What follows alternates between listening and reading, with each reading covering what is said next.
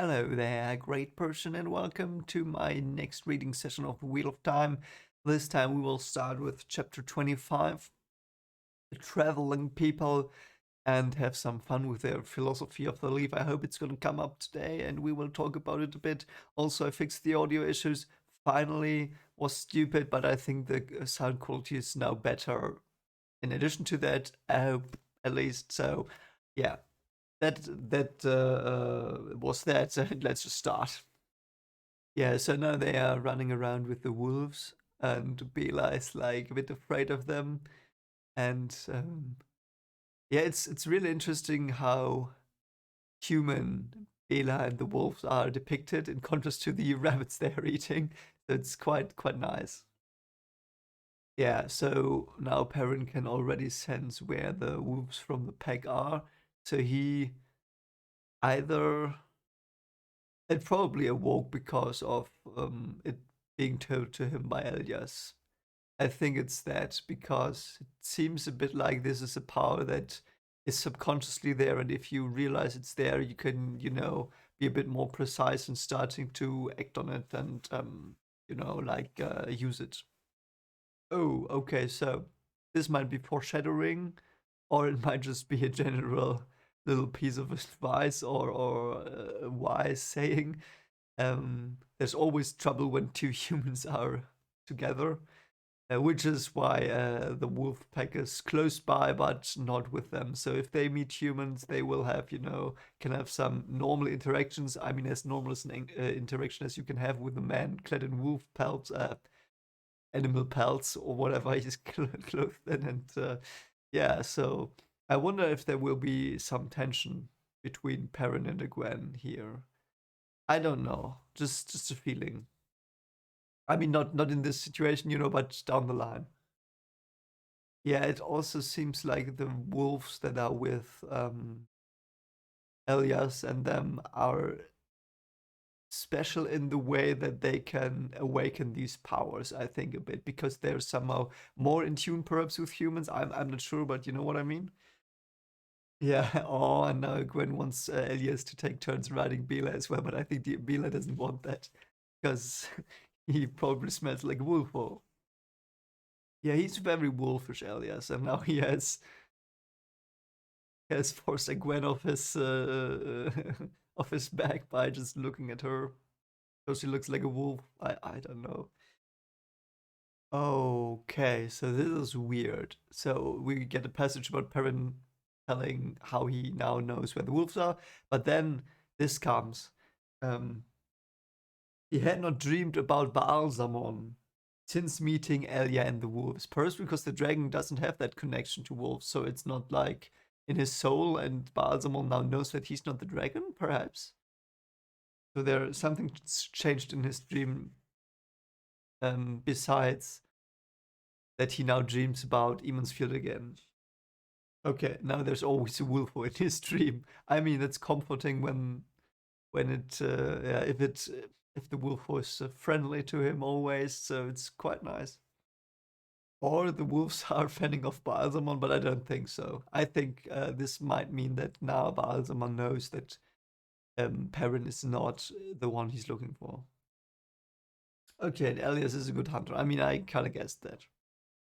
Okay, now there are mastiffs coming for them. So are they mad? I think there's a wolf pack close by. Mastiffs, you should not do that. Yeah, and now Elias can control these dogs. I'm not sure. I'm not sure what he's doing here. So he's like whistling, very high pitched and very long, like a dog whistle, perhaps. I don't know. And now they listen to him. I don't know. They'll be Tuatarn. Tuatarn here. Okay, so the traveling people are Tuatarn. I'm sorry. Tuatharn. I'm just gonna see how it's pronounced so I don't mispronounce it all the time. One moment. There it is. I see it already. Tuatharn. Tuatharn. I'm sorry because I'm German. The th is not so. Tuatharn. Tuatharn. Tuatharn. Okay. So the Tinkers are like known to them because they also are close to them sometimes near Tyrant Ferry. So I mean, sure, they're traveling folk. Why not? Oh yeah, and now Gwen has some more what do you call it? Prejudice because she says yeah they're stealing, and the Terran Ferry people are also stealing, so they will steal each other or would steal each other if they cross the river. So no, they're not. They're doing that. Yeah, and Elias says, yeah, they steal, but not more than other people do. Ah, I see. So they are apparently good smiths or menders or whatever how you call it, and because they mended the pot of Mistress Luan. So Perrin, like it's a professional curiosity. He wants to go there, wants to see what they do, if they might have new techniques of mending kettles. I don't know. Yeah, but Elias is hesitating, and I don't know why. Yeah, I don't, and Perrin doesn't know either. Okay, so he advises them not to tell them, not to tell the traveling people, the who are Thom, I hope I pronounced it correctly, about the Trollocs and stuff like that. I mean, I get that. So Elias, again, Elias is. I like that Elias is a bit like Thom in the sense that he's like this protector person they now have, which is interesting. So yeah, and again, he's coming with them to the traveling people, completely different from the show. So it will be interesting because the way of the leave is completely different than his way of life, probably. Yeah, okay. So they are like, I think they were quite well made in the show. If I read these descriptions, because they're like flowery and they have these wagon houses, and I really can. They did a really good job here, I think. Yeah, now they all are silent because there are strangers. Strangers. I love that trope. I love the stranger trope so much. It's just, I don't know. It's so cliche that it's fun. Ah, and here it is much more. Okay, this makes much more sense that they ask the same thing. You are welcome to our fires. Do you know the song? And then Elia says, Your welcome warms my spirit, Marty, as your fires warm the flesh. But I do not know the song. So it's completely different than in the show, because in the show they had to get told, you have to say that, that was a bit weird. And I thought it was weird. And yeah, it was a bit weird. But now I understand here because Elias knows it. Of course he does. Yeah. Makes sense. Then we seek still. Yeah. Yeah. Yeah. Now they're continue dancing and stuff like that. Yeah. Oh, and Elias knows him, or Ryan, the Tinkerer guy. Elias knows them. Interesting. This is so much more interesting. Okay, and the chief is called a seeker or a Mahdi. So it's like their religious leader, probably a bit, because the way of the leave is a bit religious, So it might be like a religious leader a bit. Um, he's the leader of this band. I know that band means like group of people, but I also have the association with a rock band, or like a music band. I don't know, because they are all musicians apparently, Very, very good choice of words here. Or it's the language thing and I get this wrong, but. So, and here it is. Immediately, Elias tells them about the song. It's not like this heartfelt moment with the woman we had in the show. So I think there the show was a bit better, but let's see what comes. And yeah, the breaking again confirmed. I don't know if it's confirmed here for the first time, but I knew that it was 3,000 years ago. About 3,000 years. And the Gwen doesn't seem to like the clothes that Ryan's, whatever, wife or companion woman has, is wearing. Yeah. Ela, okay. Okay, yeah, okay. So she's like this motherly figure again. Like there are, I find this very interesting that there are so many motherly, welcoming figures here. And okay, so we got that in the show, I think as well. She was in the show. She was the more. I in the show I had the feeling that she was the leader, but apparently it's both of them probably, or it's just Ren. I'm not sure.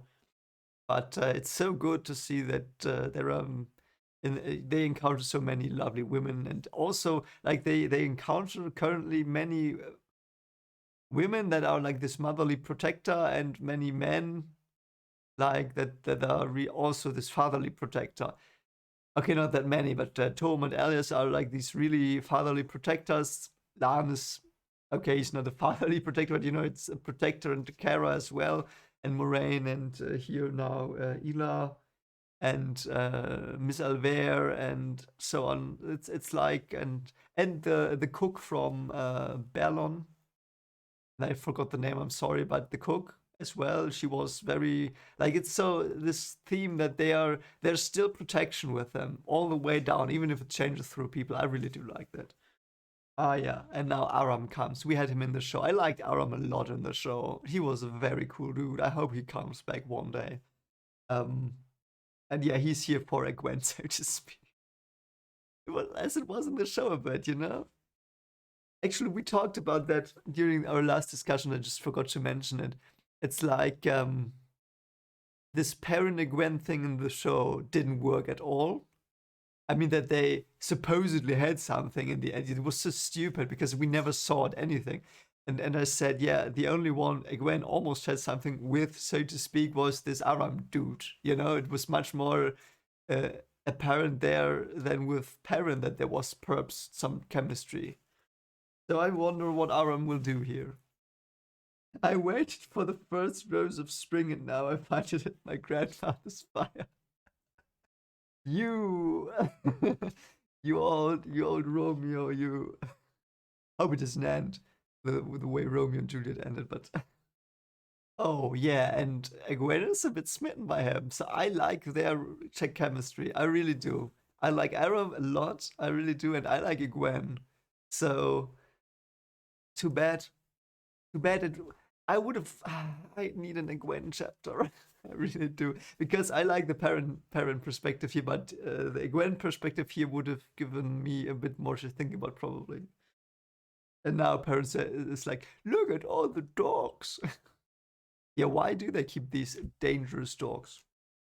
Okay, yeah, they are trained according to the way of the leaf. Okay, let's see what they do here. I mean, I know how they did it in the show, but I want to see it here in the real law. What they're gonna do. I'll just take a sip of coffee first. Already cold. Too bad. Okay, so I think it's the same dialogue from the show, and that's why they don't. I mean, I knew that already. I guessed that they don't like Elias for being a hunter. Because no violence should ever be. Um, so they are the ultimate pacifists. Cannot my I don't I'm not sure if that's the best way to go. It might not be. I mean, I like peace a lot. Um, I'm very sad that there's not a lot of peace, but I think down the line, I hope one day there will be a lot of peace. So I kind of get what they want. I really admire what they want. Though perhaps sometimes you have to take up arms to get your peace. I don't know. I'm no one. I think I'm not the person who could really say how that should be. It's like I don't know. People who say, "Yeah, I know how you get peace," you should be wary of them. In most cases, they don't want peace. They just want something else. I don't know. But peace is very desirable, and the way of the leaf might be a good step towards peace here. I really wonder what their interactions down the line with other people will be, because in the show we saw their interactions with the White Cloaks. That was actually really badass. And perhaps we get something here as well that is different, similar to that. I'm sorry, yeah.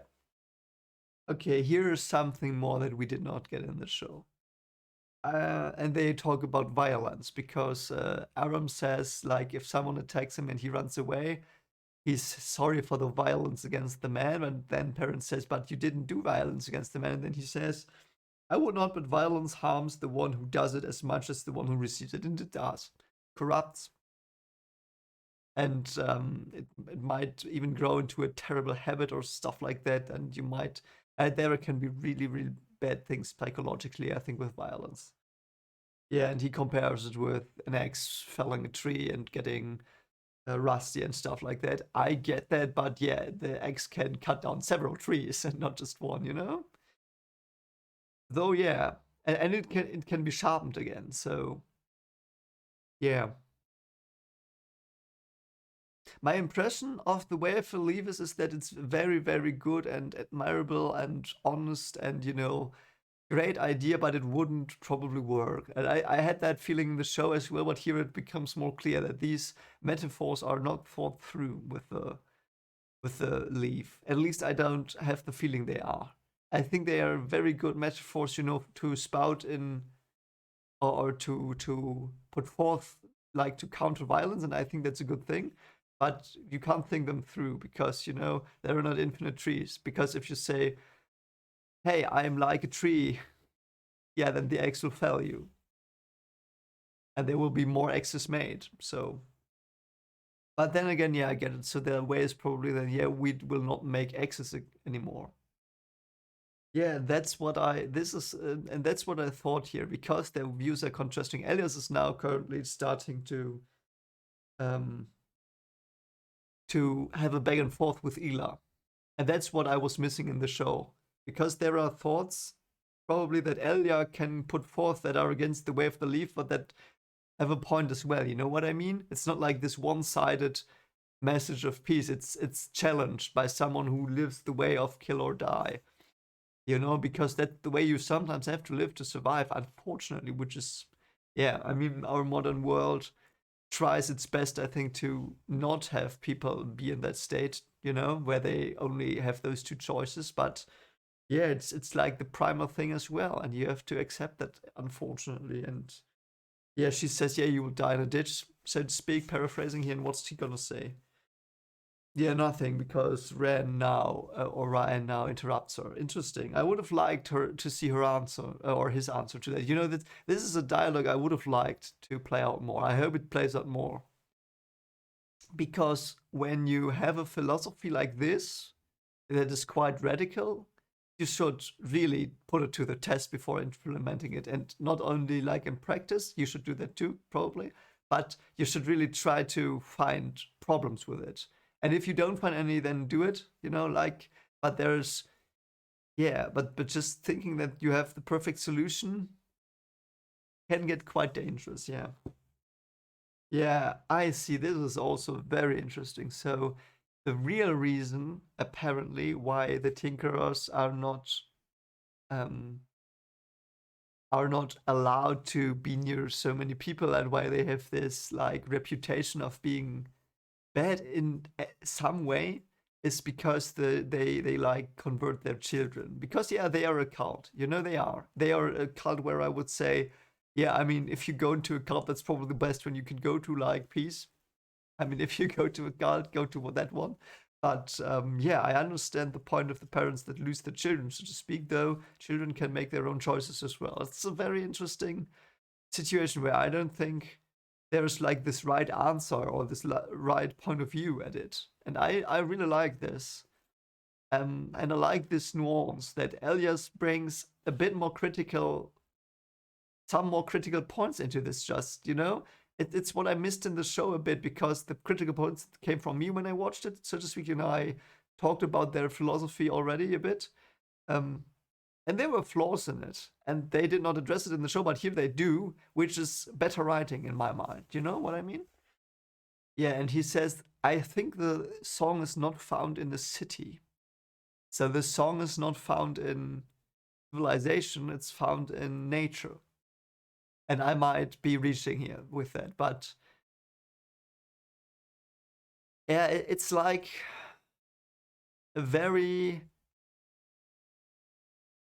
It seems to be like they don't really like the masses of humans living together. I think in a way because then I'm not so sure. No, it's wrong. It's so weird.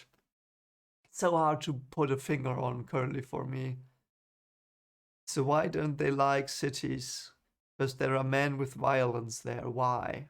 Why are in cities men with violence? Because oh, okay. So what I know is that from and I don't know. This is probably not the reason that Jordan thought of, but it's the reason I can think of, and it's like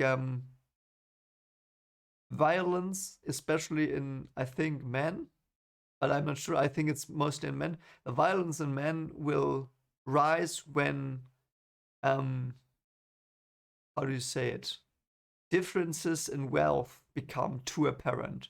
You know, like if you take a very, very poor village and everyone is equally poor, there's not a lot of violence. And if you take a very rich village, there's not a lot of violence. But if you take a city where there's like an area where there's a lot of poor people, and there's next to that an area where there's a lot of rich people, there will be a lot of violence there. So, I mean that's a scientifically quite proven um what did you say? Proven fact. It's not really, you know, like of course it's not a fact because it's like observation. Observation, yeah. It's like a very, very well established observation that we have. So the more disparity you have next to each other, the more violence there will be. That's the problem, I think. So I get their point. So in the city, that's the case, and with them in their little caravan or whatever they are having here, they are all equally like their status is equal in society, so to speak, a bit, and their wealth is equal because they perhaps distribute a bit, or perhaps everyone doesn't have so much, you know, and that's why they live in peace, and they can live in peace because of that, and perhaps because of that, there's not a lot of violence. Yeah, yeah, there's so much to think about this chapter. And now Perrin is, yeah, because Perrin is also asking critical questions apparently, and let's see what he does. Yeah, yeah, yeah, and yeah, wow, Perrin just like he says, yeah, I mean, I don't really wrestle, I'm not violent, but if someone hits me, I hit them back because then otherwise they will learn to take advantage of people, and that is also, I think, true. That is true. If you learn to take advantage of people, it might become a habit. So what are you gonna do against them? And Aram now says, some people can never overcome their baser instincts. Yeah, what are you gonna do with them, Aram? What are you gonna do with them? You know, that's the question. Let them just live together so that all of these are together and each other and then be done with it. I mean, that's okay. But what if someone like, if you have a child and that child starts to show that, what are you gonna do then? Gonna abandon your own child because it doesn't live according to the way? Because God, I don't know the literature on this. I would like to know. If someone knows, it would be very interesting. It's the nature-nurture debate again. I know the nature-nurture debate is solved pretty much because it's 50-50 in almost every study they did. In every research endeavor they had, it's 50-50. So if there is a very hard natural proclivity for violence, which I think might exist, yeah, then you can have a bad child. Like it might happen, or it might have a sickness. Like I don't know what will happen, but what are you gonna do then, Aram? So what is he gonna do? Let's see. And now Perrin says, I'll bet you get to run away a lot. That was burn, but I think that was rude. I think that was rude. Oh, and this as well. This is so fascinating. I'll bet you get to run away a lot, Perrin said, and the young tinker's face tightened in a way that had nothing to do with the way of the leaf. I think he was pissed there, which he is not allowed to be, apparently, because, at least not from Perrin's perspective, you know, because we don't really know, but it says that wasn't the way of the leaf, and not the way of the leaf was in him as well, but he can control it, so good for him. And now Gwen defends him, yeah, okay, but yeah. And again, Iron as well, he's running away from this conversation a bit. I get the feeling. I want that answered from them. What is their answer to these questions? They don't answer it, which make them seem... the philosophy here, because of that, seems a lot weaker than in the show, I have to admit. In the show, they only had their perspective, you know? And in the show, they did not have someone ask these critical questions. There were some critical questions asked, but not these. Not of this caliber. And that's interesting that they chose to not do that in the show. Why not? It's such an interesting thing. I mean, I could talk about this for probably an hour more or so, because I probably got things wrong. I'm sure I did. And it's a very interesting way of looking at life and culture and everything and humans and psyche. Such a very interesting part of the book. And I think they butchered it a bit in the show, to be honest, because they did not allow critical questions there, really. But I have to rewatch it. Perhaps I'm being unfair. If I'm unfair, I'm very sorry. and I will rewatch the show after I've read this book, and I will look out for that.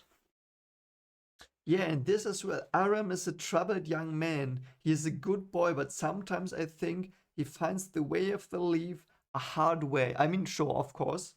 Some do, I fear. Please, my fire is yours, please.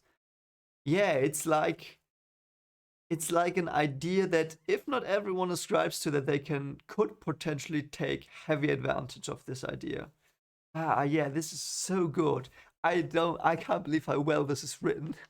Can't believe it. It's very interesting. I love it. But yeah, so different from the show. And Aram as well. Aram here is creepy a bit.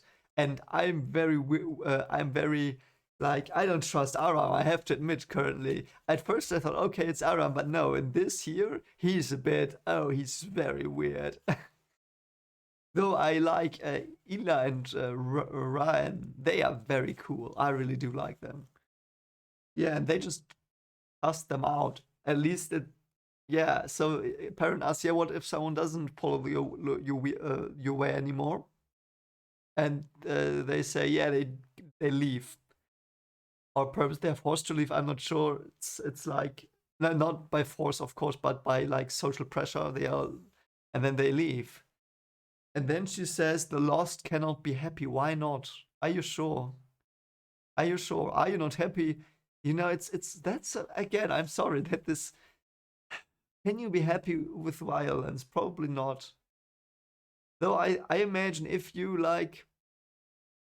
protect like your, let's say you have a, I don't know, let's say your grandfather is attacked by an a-hole and you hit them in the face and they stop it. Don't you feel good because you protected someone? Isn't that someone good? Aren't you then happy? Perhaps that person leaves and you are happy, and your grandfather is happy as well because he was protected and harm has been fended off, and perhaps others won't do you harm because they know they cannot do you harm. And you know what I mean? It's, yeah, though it's in a very admirable philosophy. And it also reads like Ela is suspecting that he will leave, that Aaron will leave them because he's like that. And that's why it's so hard because it's not said directly, because it's from parents' perspective, but it feels so much as if she expects him to leave here, or that parent thinks she expects Aram to leave. Oh, so now Ryan asks them, have you seen my other, oh god, I'm so sorry, Tuathan, other Tuathan, yeah. And Elias is like, no, I don't like people. Yeah. So why did he visit them here? Why? What made Elias visit them? Okay, now I think we have lore time. Because there's a story that the travelers tell. What's the story gonna be? Okay, so the Aiel Waste is to the north. I will just look for it again. Yeah, I think you said it is near the spine of the world, so I think it's to the east, isn't it? Yeah. Leemen can travel the waste, peddlers can travel the waste. If they are honest, because otherwise they'll get the throats cut probably by the violent. No, I'm sorry. And the travelers can travel the waste, and they do it all the time, probably because the Aiel don't see them as enemies. Merchants from Kerhian used to before the tree and the Aiel war. Before the tree? What tree? Yeah, I think it's east of Kerhian. Kerhian. I think it's east of that, the Aiel Waste. That is also so interesting. So they see the Aiel, but they don't interact. The Tuathan and the Aiel don't interact. But Ryan thinks, sometimes I suspect they know the song, but I don't think so. That's so interesting. Why would he think that? What is the Aiel way? They are so interesting, the Aiel. I don't know anything. I just know they're bad as fighters, even they're women, and that they perhaps know the way. That they are like in this desert, like a bit of like they are Fremen a bit. The only song he knows of the Aiel is the one they sing for battle or when they weep for dead or enemies. Okay. Young Aiel often travel into the blight. Some of the young men go alone, thinking for some reason that they have been called to kill the Dark Wolf. God, Aiel are so great. And they just go hunting Trollocs. Okay, and apparently the Aiel have Fardaresme, something like that. I probably butchered that name. They are the Maiden of the Spear. It's so cool. That, and I think we saw. I think Ren's mother was probably one of those, wasn't she? Because I think in the show she used a spear, didn't she? Perhaps I misremember that, but I also like that they just say, yeah, if you don't want to go, you just go fight. Everyone, that very cool.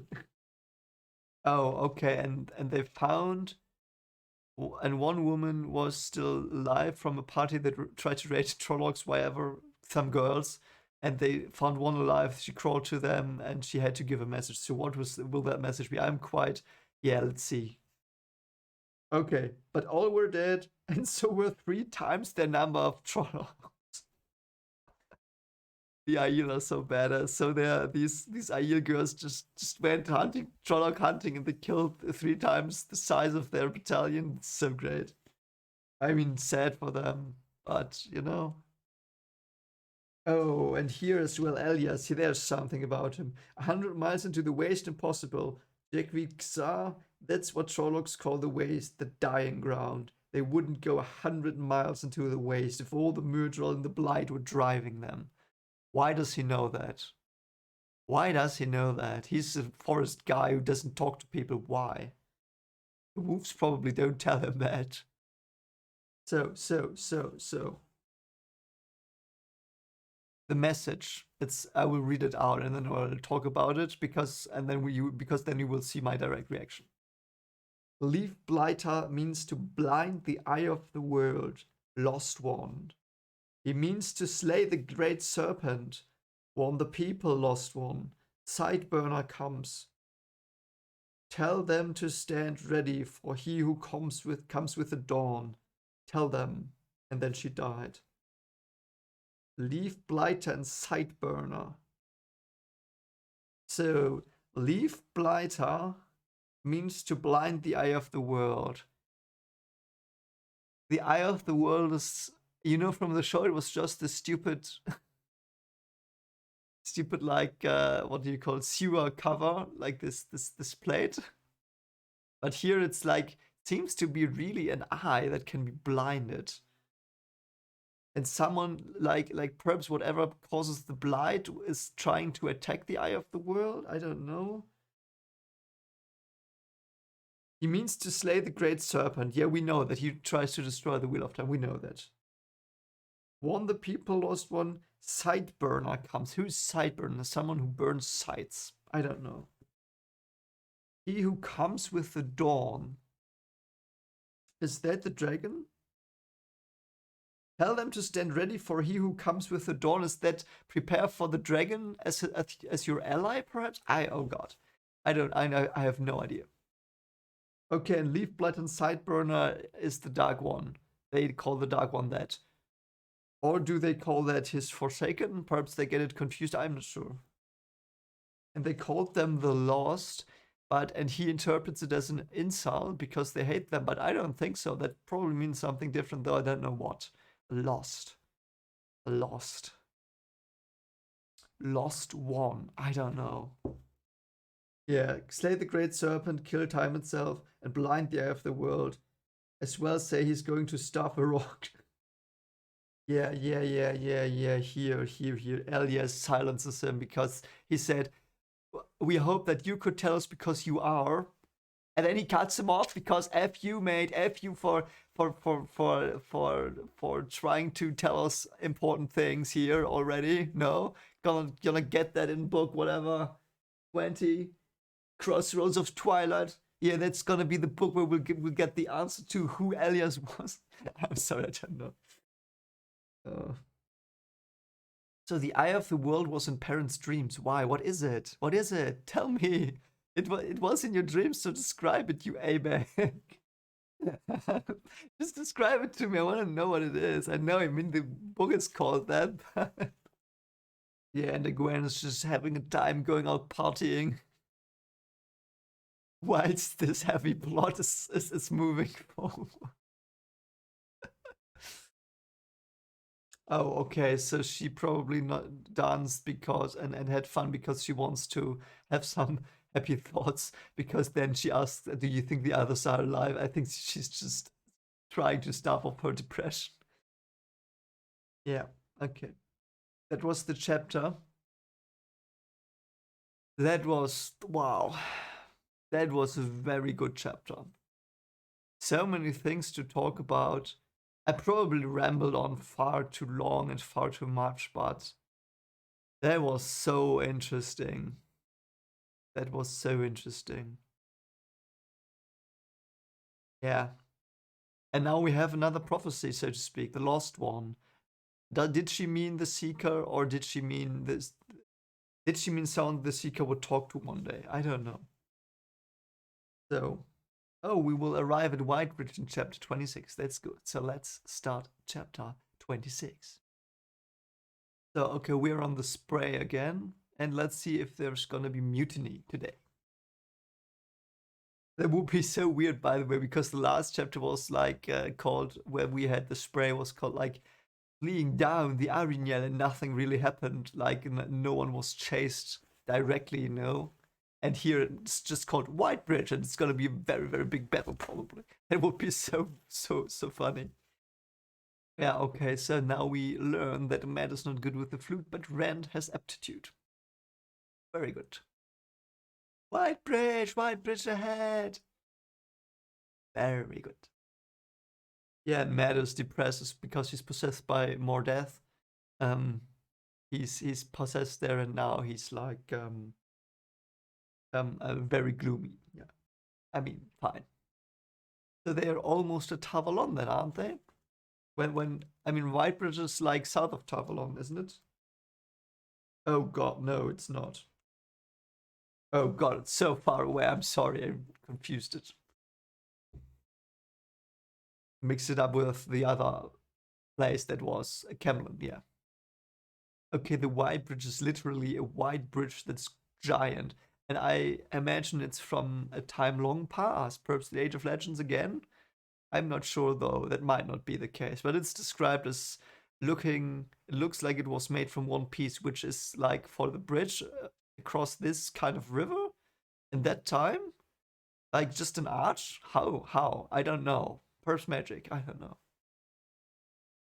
Okay. It looks like glass. Yeah, a remnant from the Age of Legends. Yeah, great. Okay, so that's that. At least Thom says it. Okay, and he saw a shadow there. That's probably important later on. Yeah, and Ren just says, "Oh, we made it. No mutant." And the guys next to him like, "Oh, does he know?" Galble's thrown off the boat. Oh God, he's gonna be a problem, isn't he? I am a bit sad we didn't see Whitebridge in the show, by the way. That would have been a great visual. Yeah, and now they just want to leave again. They just want to leave Whitebridge. They don't find Leonard Moraine and Gwen, and Thom is now just saying, yeah, let's just get out of here. Keep an eye out for Gelb because he's gonna cause trouble, and he will. Because that's if I mean this is so heavily foreshadowed that he will cause trouble. If he doesn't cause trouble, it will be like a plot twist. Oh, and the captain wants to keep Thom on board because he likes him. I mean, now we know how Thom comes around. Wow, he gave him back his money. Okay, that's so good. So yeah, Thom seems to be very good at what he does. Yeah, and Thom is like, yeah, am I gonna take your offer of going to Elaine with you? And then Ren says, but we are looking for guys. Could you please stay with us, Thom? And Thom's like, yeah, but if we don't find them, I will just leave with these. Though he might be playing that. Yeah, and everyone now immediately recognizes that Thom is the Gleeman, and they're all just like, "How are you performing soon? Oh, good sir, kind sir. Will you show us your tricks? Will you play the flute, good sir? Where?" And Rand's just like, "Didn't we want to get unnoticed?" I mean, what are you gonna do? At least it pays the bills. We have to talk, we three. Okay, what is he gonna talk about? Or he's saying like, so if they're not here, we have to talk. Perhaps that He meant that probably. Okay, now they enter the Wayfarer's Rest, an inn again. Yeah, now the innkeeper's like, hey, don't you want to stay here? I will, not take that much money from you then. And he has, like, the innkeeper has this little corner where sailors can rant about other sailors on the ship, and it's like a quiet corner, so no one can hear them because otherwise they would hit each other. Oh, and I think the bridge is the road to Camelon as well, a part of it. Oh no, no, straight on from the bridge is the road. I misread that. Okay, so the road is next to the bridge. Okay, there's big news. What is the big news? Yeah, okay, Logain has been captured. I mean, yeah. Yeah, and Logain wanted to attack Tyr because of the prophecy with the sword, probably. And the innkeeper thinks Aes Sedai come from the blind. Why? Because that's, I don't know. Yeah, and the Aes Sedai just display Logain everywhere during their travels. So Liandrin is probably with them, isn't she? Okay, and they are taking him to show Queen Morgase. I don't know who that is. So, okay, the last false dragon was not able to channel, but Logain was able to channel. I mean, we knew that, but yeah. Okay, so Thom is asking where Logain is being carried, and that's where they perhaps will go now, Camelin. Okay, now they are hunting for the horn again. So there was some guy proclaiming that they are hunting for the horn. So yeah, because it was in Matt's prophecy, I think. Yeah, a horn, like after the ruby dagger, even. So, and the winter must mean something. Yeah, I guess I get that. So the winter is still there. It will mean something. I know. In the last lorn fight against the fall of long night, the mountains stand guard, and the dead shall be ward. Ward. Sorry. For the grave is no bar to my call. Okay, so can this horn like summon the dead from the mountains? I don't know. Okay, so he asked about Moraine and Lan, but of course not directly. But he like said, "Yeah, are there these and these people?" And then suddenly the innkeeper's like, "Could you please leave?" That's so weird. Why? What's happening? So yeah, because he was all like, "Yeah, yeah, yeah, stay, stay, stay. I want you to sing here," and then suddenly he's like, "Yeah, go away." What? Okay, some crazy dude came and asked for them, and that's probably Palan Fane. Yeah, Palan Fane is looking for the country boys, or it's the old laughing guy. I don't know. Okay, there was someone else coming. Who's that? Okay, and the Fade was there.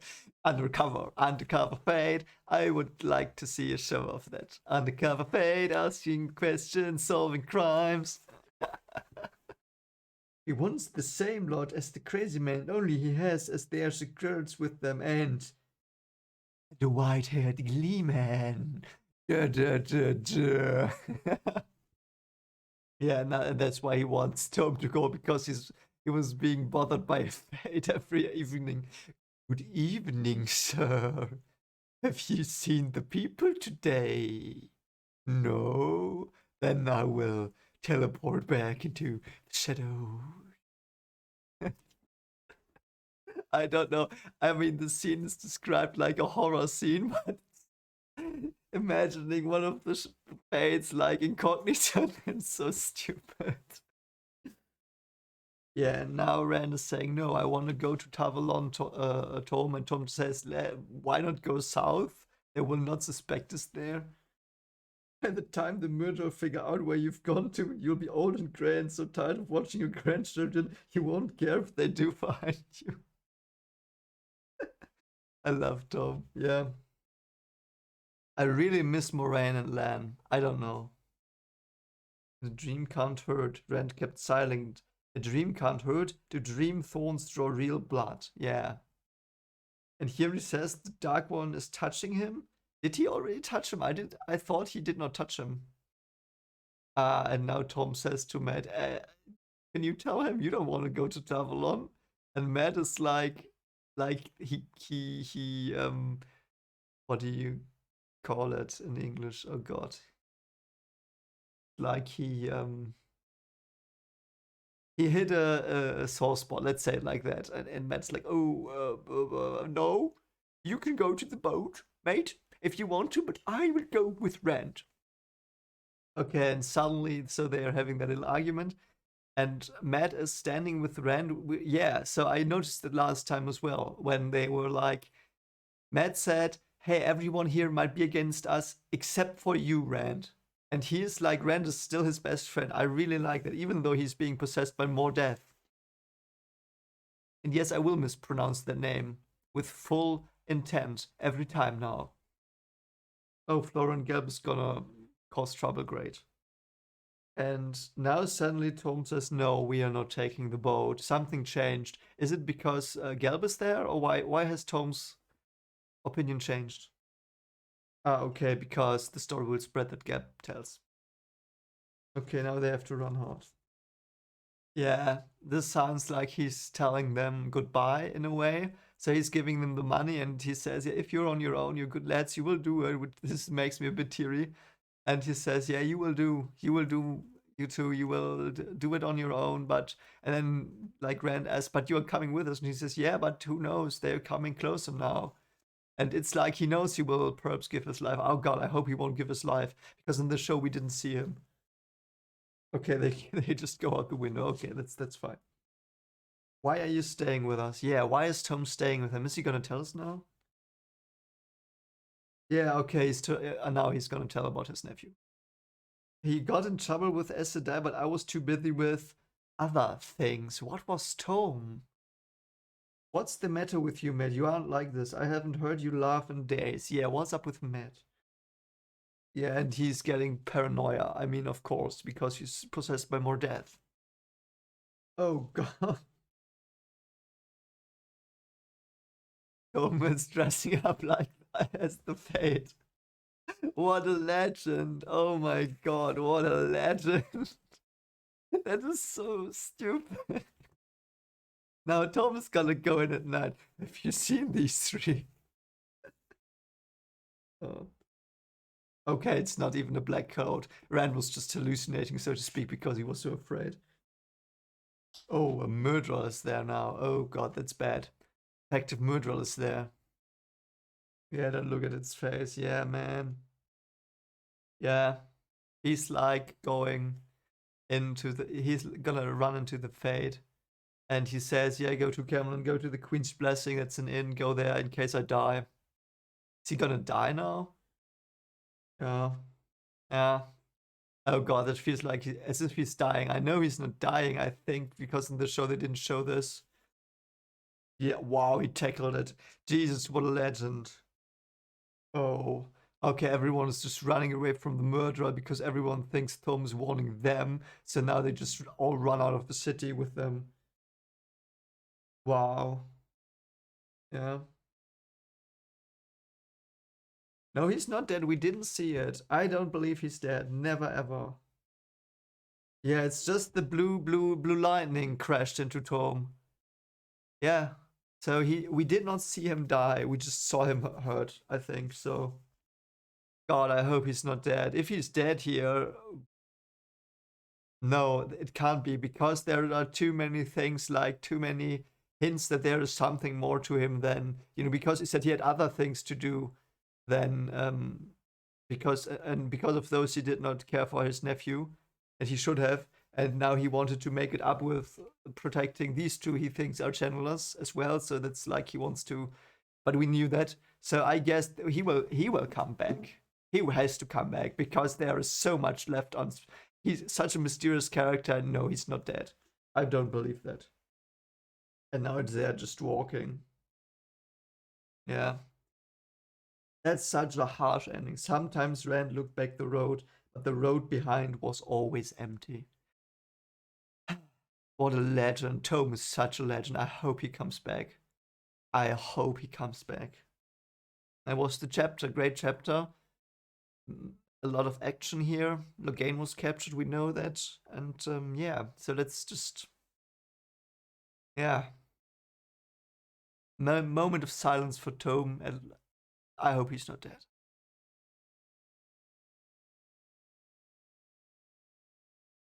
I'm really sad that I saw the show here because I kind of get the hard feeling that he's not dead. Um, because there's not background, a lot of background. I have the feeling that there is with him, but if I had not seen the show, I would have perhaps believed he's dead here. So yeah, chapter 27, shelter from the storm. Yeah, and it's just describing here that parents a bit, I think, annoyed with the with with the travelers because they're so chill. They're like, yeah, let's just walk a bit, and now we can rest again. Tomorrow is another day. And Elias is with them again. Why is he not? Why was he cut? I know you've been telling me that he's in season 2, probably, but yeah, man, why did they cut him? Ah.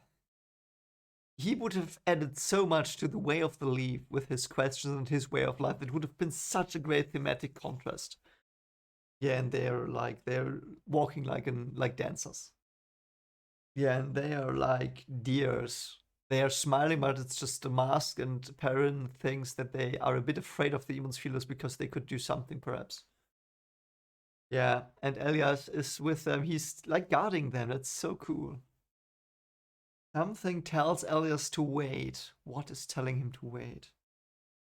Something tells me it's important to wait a few more days. I don't get feelings like this often, but when I do, I've learned to trust them. Yeah, his instinct, his drawing on this ancient, deeper power than the one power, apparently, perhaps. Or perhaps just this instinct. I don't know.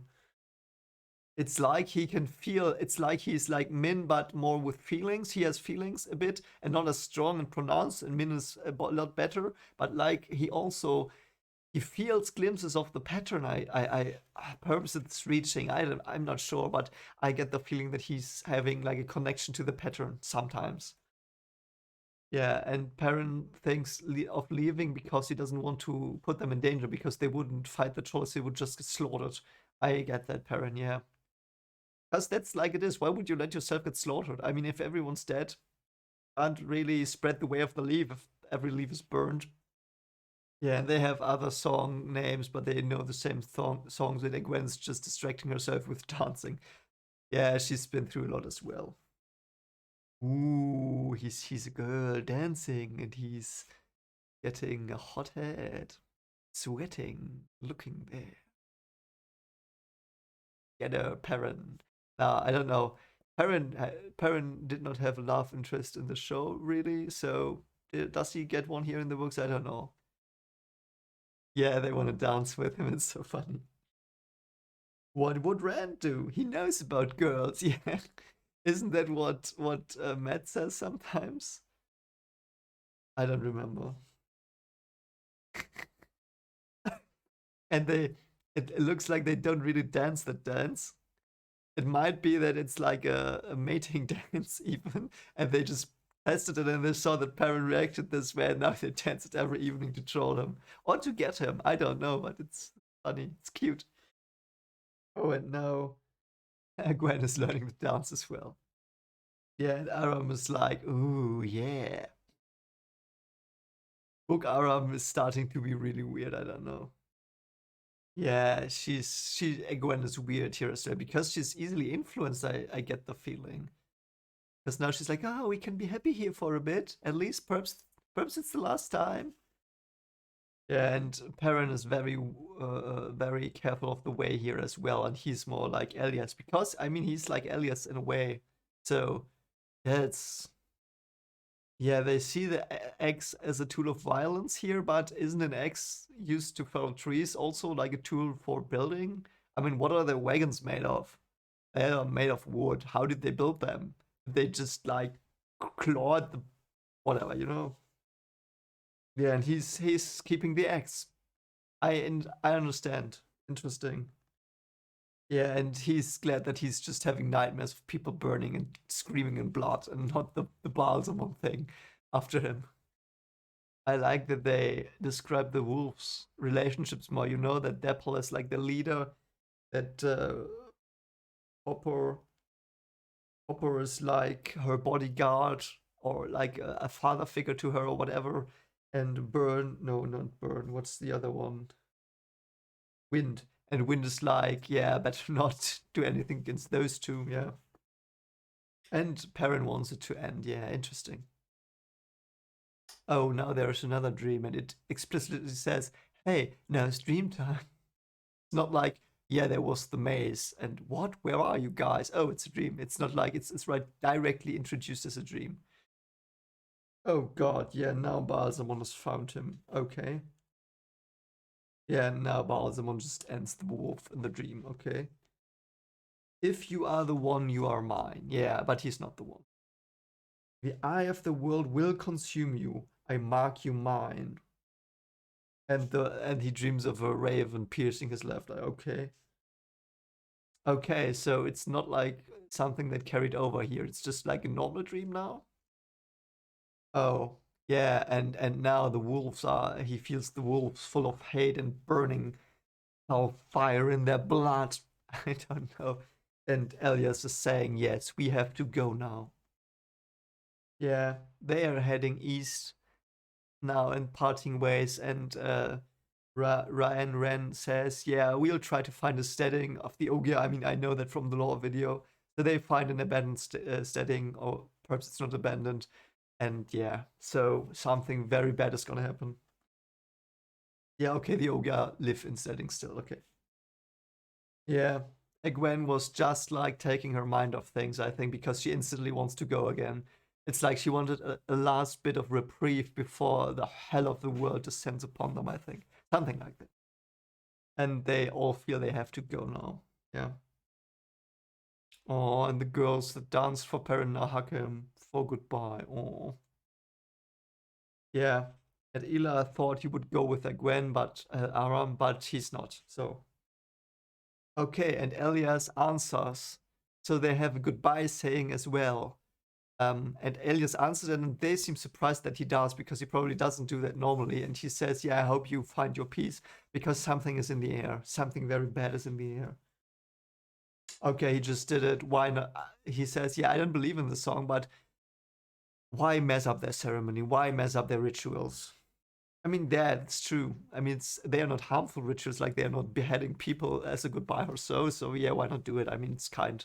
They showed kindness. He does. I like that. So Elias is a good guy.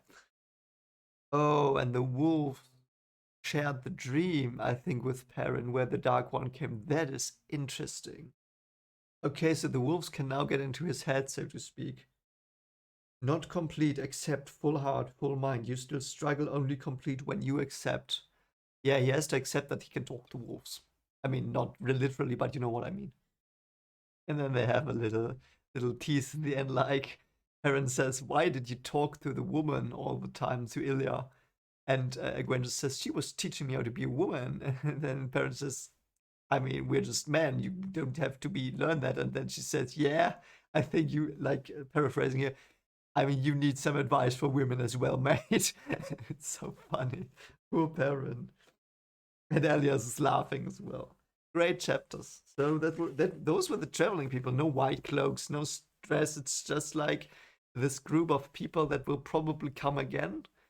They seem pretty important, I have to say, the traveling people. They were introduced here quickly. It's like they made the world more alive, but they they were an idea in the world, and I really did like them.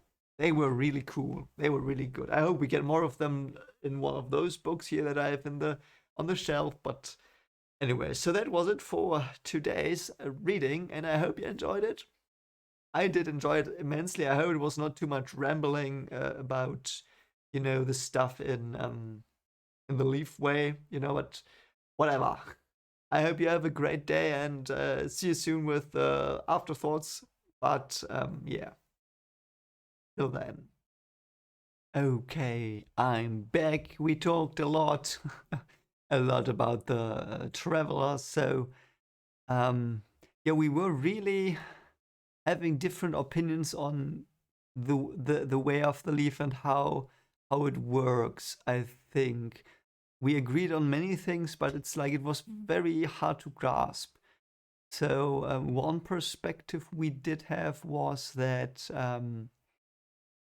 the way of the leaf is like they all live by it there in the camp, and they're just very sad because sometimes it doesn't work, and that's it. And also, and that was mainly the point I had, and that you probably saw in the reaction just now, that it's like, yes, they of course they have this philosophy and they live by it, but there are people in their midst as well that are perhaps not as committed to it as, or potentially not so committed, so that like that they could easily like do stuff that will be bad on the long run, um story wise, and yeah, but we really liked it, and the show did quite a good portrayal of the travelers themselves.